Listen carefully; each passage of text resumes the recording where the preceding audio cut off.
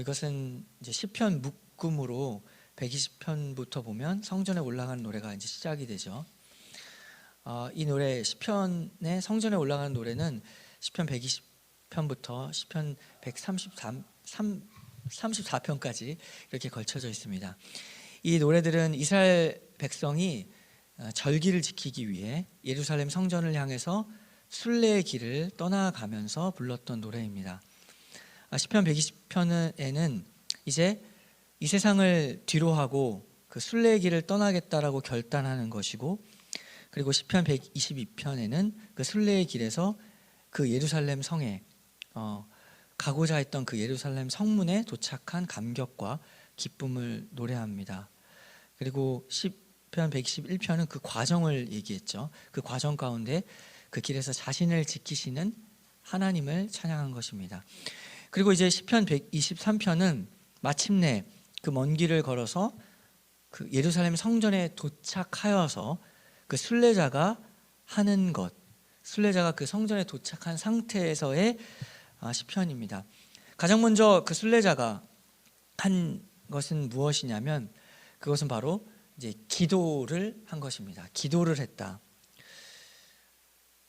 원하는 곳 예루살렘 성전에 이르렀을 때, 그 목적지에 도착했을 때 그가 가장 먼저 한 것은 바로 기도였습니다. 우리가 주님과 동행하며 우리의 인생길을 걸어갈 때 뭔가 목적한 바를 이루고 무언가 이루었다, 혹은 보람이 있는 일들을 이루었다, 그 삶의 열매가 열리고 또 교회의 열매가 있다고 생각이 들 때에 가장 먼저 해야 할 일이 무엇인가? 여기까지 왔다. 그것은 바로 이 시편의 기자가 했던 대로 가장 먼저 해야 할 일은 바로 기도입니다. 그런데 그 기도의 내용이 조금 뜻밖인 것은, 우리가 열매를 보고 어떤 일들의 성취를 보았을 때 기도하는 것은 맞지만, 뜻밖에도 그 기도를 보니까 그 기도에는 감사가 있는 것이 아니고, 또 하나님을 찬송하는 것도 아니고, 승리했다라는 외침이 있는 것도 아니었습니다. 그 기도는 무엇이었냐면, 하나님을 향하여서 간절히 은혜를 구하는 기도임을 알 수가 있습니다. 시편 123편 3절을 보면, 여호와여 우리에게 은혜를 베푸시고 또 은혜를 베푸소서. 어떤 열매를 보고 성취를 보았을 때 감사의 기도를 한 것도 아니고 찬송의 기도를 한 것이 아니라 간절히 은혜를 구했다라는 것이 이 시편의 아주 특별한 지점입니다. 왜 이 순례자는 그 예루살렘 성에, 그 기쁨의 성에 도착하자마자 은혜를 베풀어 달라고 기도했을까? 왜냐하면 이 순례의 길을 걸어가는 사람을 향하여서 세상이 내리는 평가가 무엇이냐면, 이루었다, 열매를 봤다. 그러나 그 열매를 보고 세상이 내리는 평가는 바로 그 옆 주변에서 칭찬이나 인정이 아니라 세상은 멸시와 조롱만이 가득했기 때문입니다. 한마디로 우리가 열심히 해봤자 세상의 판단이 무엇이냐면 차갑다라는 겁니다. 열매가 없으면 또 무시합니다. 뭐 이룬 게 뭐가 있냐, 그렇게 걸어가서. 열매가 그러나 있어도 그 열매를 조롱합니다. 보이는 성과가 있을지라도 비판하며, 보이는 성과마저 없다면 우습게 보는 것이죠. 우리 주위에 그 세상에 판단하는 눈들이 가득할 때 과연 하나님의 자녀의 눈은, 그 시선은 어디를 향해 하는가? 그것을 오늘 본문을 통해서 살펴보겠습니다. 먼저 1절 말씀을 보면은 이렇게 기도하죠. 하늘에 계시는 주여, 내가 눈을 들어 주께 향하나이다. 지금 시인은 지금 예루살렘 성전 앞에 서 있습니다. 그렇게 가고자 했던 목적지 예루살렘 성전 앞에 서 있었죠. 그러면 당연히 하나님을 부를 때 이렇게 부르는 것이 자연스럽죠. 성전에 계신 주님, 하늘에 계시는 주님보다는 여기 왔으니까, 목적지에 왔으니까 성전에 계신 주님이라고 부르는 것이 자연스러운데, 그는 그렇게 부르지 않습니다. 하늘에 계시는 주여, 여기까지 와가지고 하늘을 바라보는 거죠. 그럼 여기까지 왜 왔어?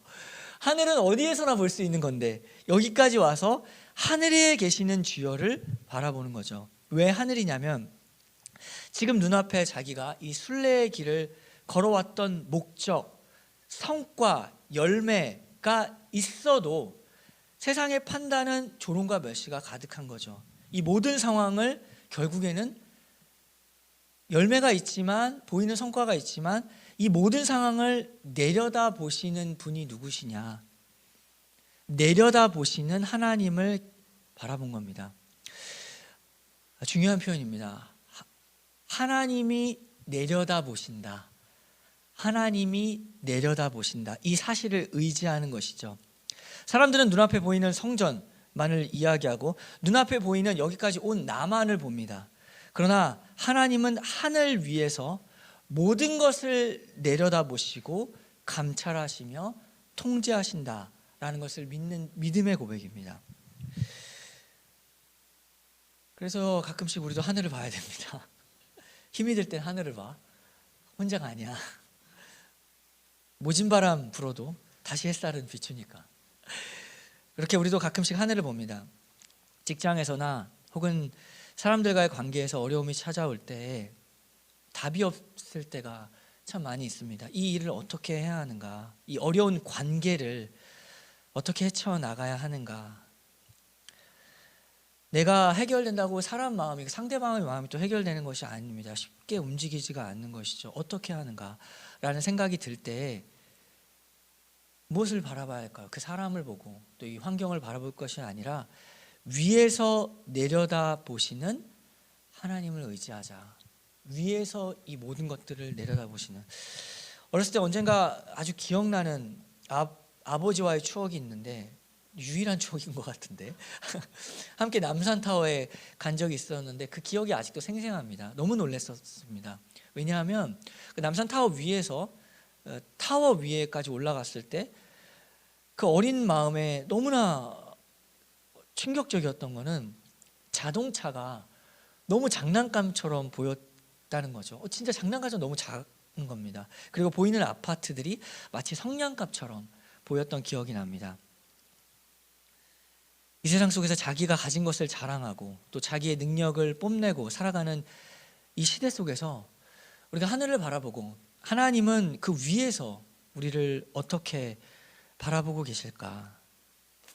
평생을 우리가 손에 쥐려고 몸부림치는 이 모든 것들이 어쩌면 장난감처럼 보이는 것은 아닐까라는 생각을 하게 됩니다. 우리가 내려다보시는 주님을 묵상할 때에 우리는 우리의 인생의 좌표를 알게 되는 것이죠. 내가 내 인생을 계획하고 이 지점에서 이 지점까지 좌표를 딱 매겨서 이 목적을 향해서 지금 달려왔지만 바로 이 눈앞에 있는 성전, 내 인생의 모든 결과, 그 앞에서 지금 이 시편의 시인처럼 우리에게는 하늘을 바라보는 시간이 필요합니다.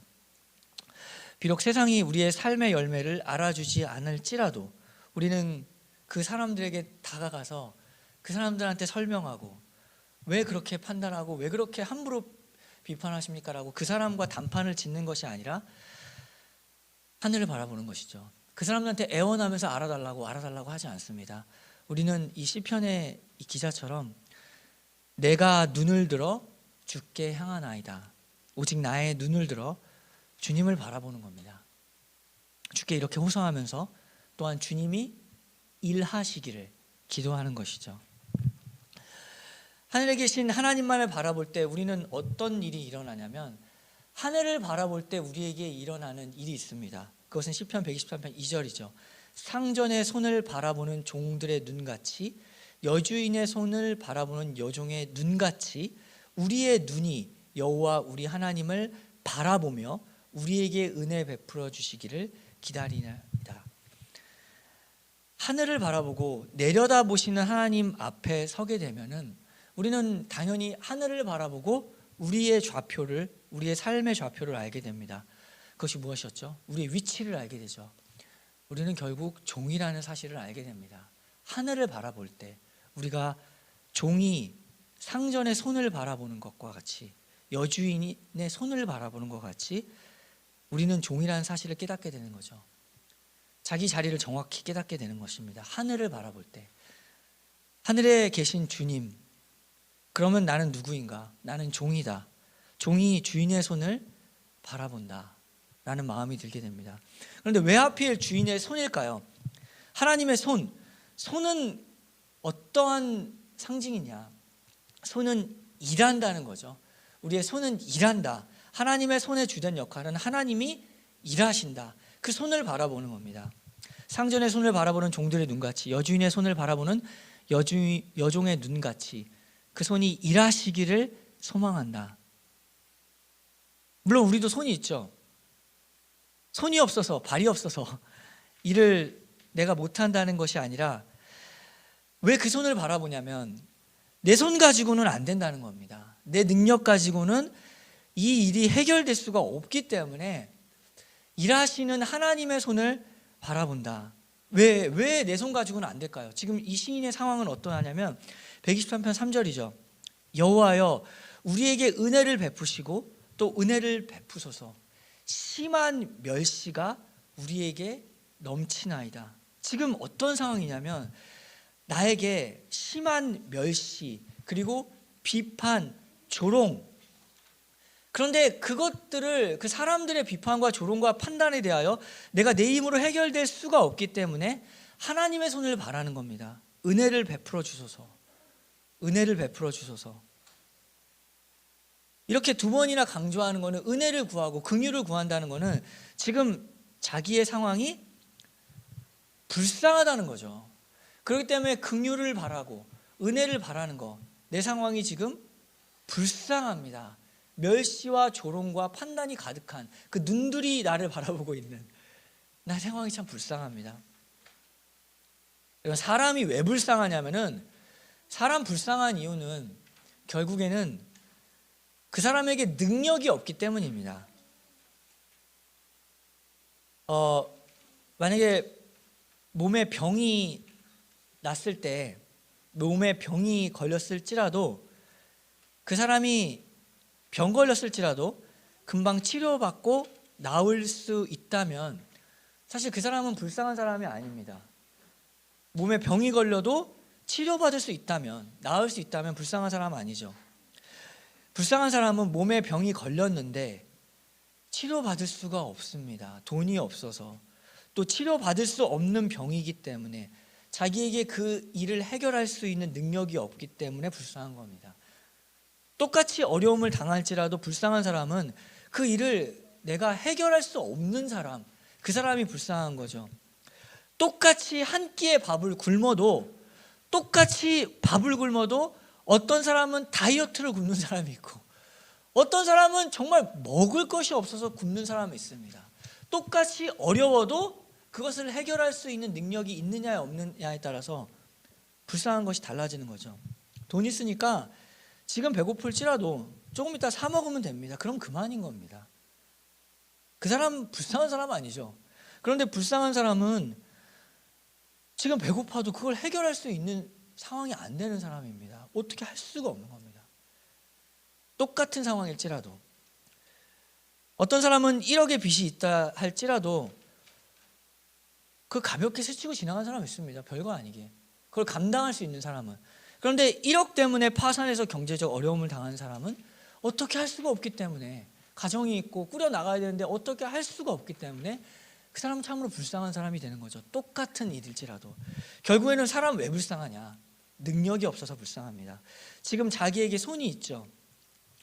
그러나 이 문제를 해결할 수 있는 길이 없습니다.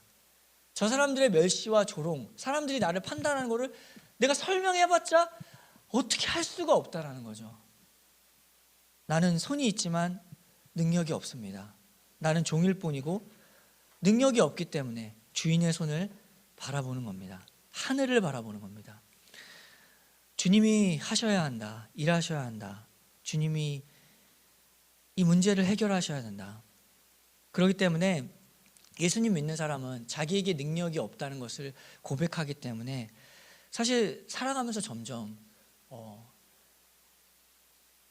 달라지죠. 자랑이 점점 없어지죠. 자랑을 안 하는 게 아니라, 있어도 안 하는 게 아니라, 사실 예수님 믿는 사람은 점점 자랑을 할 수가 없게 됩니다. 안 하는 게 아니라 할 수가 없게 되는 것이죠. 모든 것이 은혜고 나는 능력이 없기 때문에, 모든 것이 하나님의 사랑으로 이루어진 지금의 삶이기 때문에 자랑을 할 수가 없는 것이죠. 놀라운 변화가 일어납니다.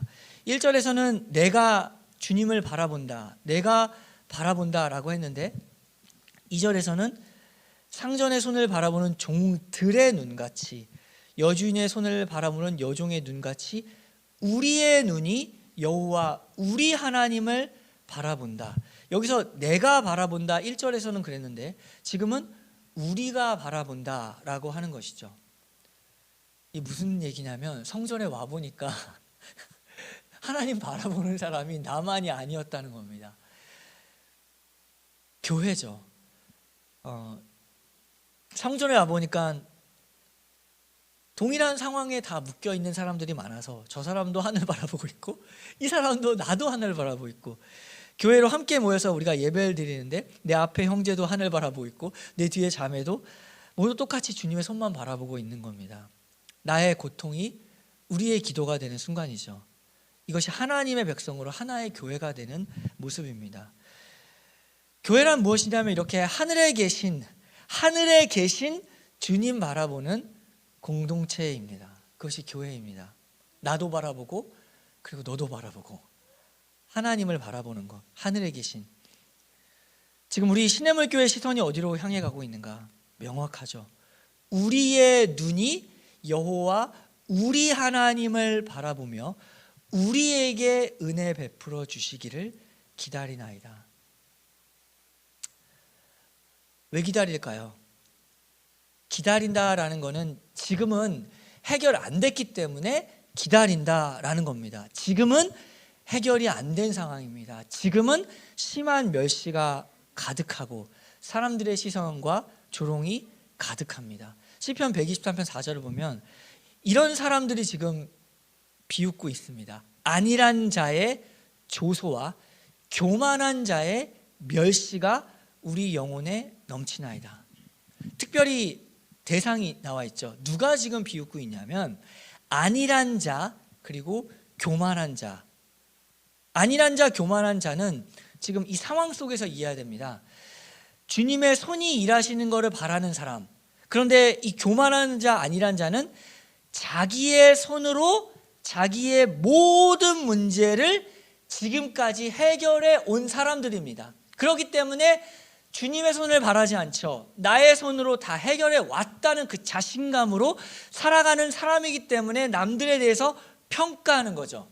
안일한 자, 내가 이루어낸 평화가 있고 내가 해놓은 것이 있기 때문에 교만한 눈으로 다른 사람 왜 하나님 의지하냐, 네 손으로 해결해야지, 네 인생인데, 이렇게 말하며 사람들을 무시하는 사람들입니다.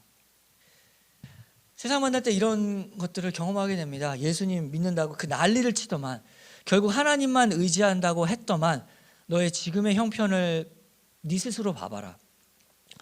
그렇게 사는 게 예수님 믿는 삶이냐? 뭐가 다르냐? 난 그렇게 안 산다. 너와 내가 결국 예수님 믿고 안 믿고의 차이의 현실적 결과가 무엇이냐? 하나님의 능력으로 살아간다며 무엇이냐? 어떤 능력이냐? 차라리 나를 봐라. 나는 내 먹고 살 거 다 준비해 놓았다. 오히려 내가 더 안정적인 삶이다. 이렇게 우리를 조롱하는 것이죠. 그 말이 틀립니까? 맞습니다. 이 세상 사람들 잘 생각해야 됩니다. 이 세상 사람들이라고 해서 평안이 없는 것이 아닙니다. 이 세상 사람들이라고 평안이 없는 게 아니죠.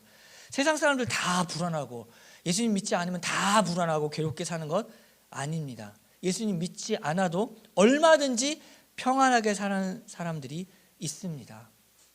자기들의 평안을 가지고 자기들의 안전을 가지고 그 평안을 유지하며 살아가는 것이죠. 큰돈 나갈 일 없게 보험도 다 들어놨죠. 평생 먹고 살 연금도 다 생각해 놨습니다. 이사 가지 않아도 될 만한 안전한 자기 집도 있는 것입니다.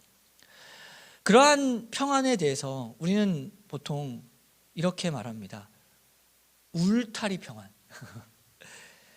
울타리를 쳐놓은 것이죠. 집이 제일 편하죠. 뭐하러 나갑니까? 자기의 울타리를 치고 그 안에서 살아가는 겁니다. 그 안에는 먹을 것이 있고 입을 것이 다 마련되어 있습니다. 문제 자체를 피하는 거죠. 울타리를 쳐놔서. 사람 만날 때도 좀 극성맞은 사람 안 만납니다. 피곤하니까. 적당한 사람 만나서 피해를 주지 않는 선에서 만나고 지나친 스트레스를 주면 멀어지는 겁니다. 이득이 없으면 안 만나는 거죠. 정서적 이득이라도 취해야 됩니다. 친구 간에 정이 있어야 되는 거죠. 자꾸 만나서 스트레스 받으면은 조금씩 멀어지게 되는 거죠. 울타리 평안을 갖고 있습니다. 딱 울타리 치는 거죠.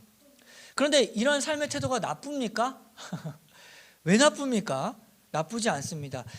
이 사람 저 사람 만나서 자꾸 이렇게 오지랖퍼 돼가지고 여러 문제를 다 끌어안고 사는 것보다는 잘 균형을 취해서 규모 있게 이렇게 살아가는 게 뭐가 나쁜 겁니까? 나쁘지 않습니다. 오히려 권장할 만한 일이죠.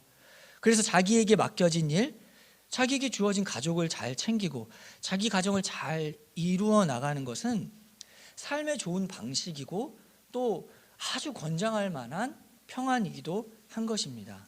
이런 평안이 세상에 있는 것이지 이런 평안이 아예 없는 것이 아닙니다. 있습니다. 그래서 예수님도 말씀하셨죠. 요한복음 14장 27절을 보면 평안을 너희에게 끼치노니 곧 나의 평안을 너희에게 주노라. 내가 너희에게 주는 것은 세상이 주는 것과 같이 아니하니라. 너희는 마음에 근심하지도 말고 두려워하지도 말라. 여기서 주의해야 될 게 뭐냐면 세상이 주는 것과 같지 않다고 했을 뿐이지 세상이 주는 평안은 있다라고 말한 겁니다. 세상이 주는 평안이 있는데 내가 주는 평안이 그것과 같지 않다는 거지 세상이 주는 평안은 있습니다. 세상은 얼마든지 평안을 줍니다. 그러나 그것은 예수님이 주시는 평안과는 다르다고 한 것이죠. 예수님 믿는 사람의 최종적인 목적은 세상이 주는 평안, 그 울타리와 같은 평안에 눌러 앉아 사는 것이 아닙니다. 예수 믿는 사람의 목적은 그게 아니죠. 우리는 세상이 보기에 저 사람의 형편이 평안하든지 세상이 보기에 예수님 믿는 그 사람의 형편이 불안하든지 간에 우리는 우리에게 맡겨주신 바를 향하여서 걸어가는 사람들이죠. 하나님의 영광이라는 그 목표를 향하여 달려가는 인생이 우리의 목표입니다. 우리는 평안과 안정이 우리 삶의 목표가 아닙니다. 예수님 믿는 사람은 목표는 하나님의 나라의 영광입니다. 그래서 울타리를 치는 삶이 아니라 하나님의 부르심을 받고 달려가는 삶이죠. 예수님 믿는 사람은. 그러므로 우리에게 주신 사명이란 것은 마태복음 28장 19절과 20절과 같습니다. 그러므로 너희는 가서 모든 민족을 제자로 삼아 아버지와 아들과 성령의 이름으로 침례를 베풀고 내가 너희에게 분부한 모든 것을 가르쳐 지키게 하라. 볼지어다 내가 세상 끝날까지 너희와 항상 함께 있으리라 하시니라. 모든 민족을 제자로 삼으려면은 가야 되죠. 근데 똑같은 말, 이거 중복 아닙니까? 왜 가서라는 말을 그렇게 강조합니까?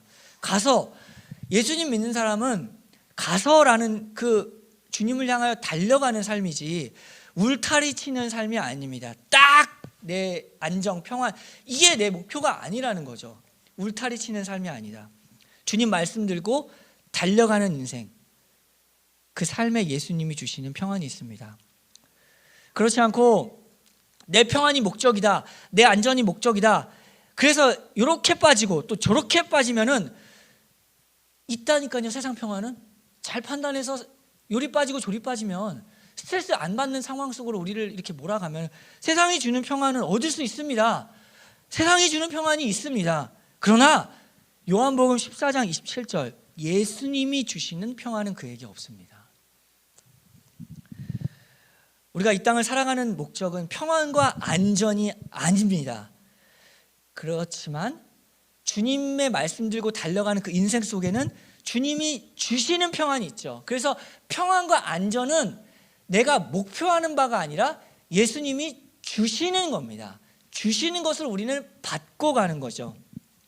우리의 목표는 평안이 아닙니다. 그래서 세상 평안의 특징인데, 안전하려고, 평안하려고 마음에 근심하는 것, 그리고 두려워하는 것을 하지 말아라 라고 합니다.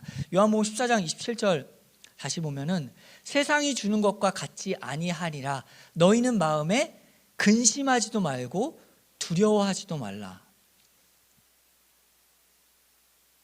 세상 평안의 특징이죠. 평안하려고 근심합니다.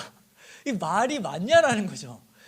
평안이라는 건 근심이 없어야 되는데 세상은 평안하려고 걱정합니다.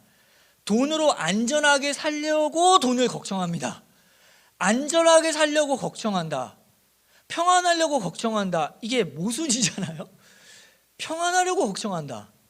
말 자체가 성립이 되지 않는데 세상은 이것을 지금 하고 있습니다. 해내고 있습니다. 평안하려고 걱정하고 걱정해서 평안합니다. 동시에 두 가지를 다 가지고 있죠. 맞죠? 세상의 평안을 한번 잘 보세요. 평안하다는 세상의 사람들을 보시면 걱정이 거기 같이 있습니다. 평안하려고 걱정해요. 그럼 그게 평안입니까? 어떤 상태인가? 이상한 나라에 사는 거죠.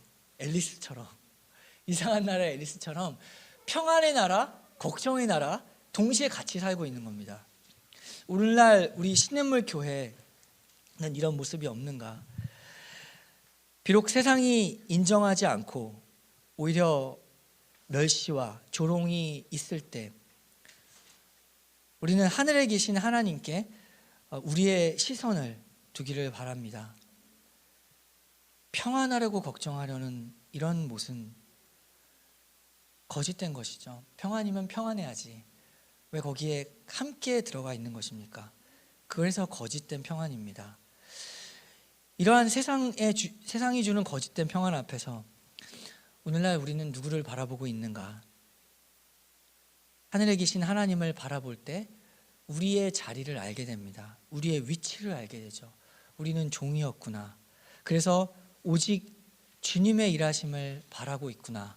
주님의 손을 바라며 살아가는 인생이구나를 알게 됩니다. 시편 123편 1절이죠. 하늘에 계시는 주여, 내가 눈을 들어 주께 향하나이다. 상전의 손을 바라보는 종들의 눈같이, 여주인의 손을 바라보는 여종의 눈같이 우리의 눈이 여호와 우리 하나님을 바라보며 우리에게 은혜 베풀어 주시기를 기다리나이다. 지금도 기다리며, 그렇게 하나님의 일하심을 기다리며, 또 하나님의 일하심을 또 우리 삶에서 소망하며 기대하며 살아가는 우리 신냇물 교회 되기를 기도합니다. 이 시간 함께 기도하겠습니다.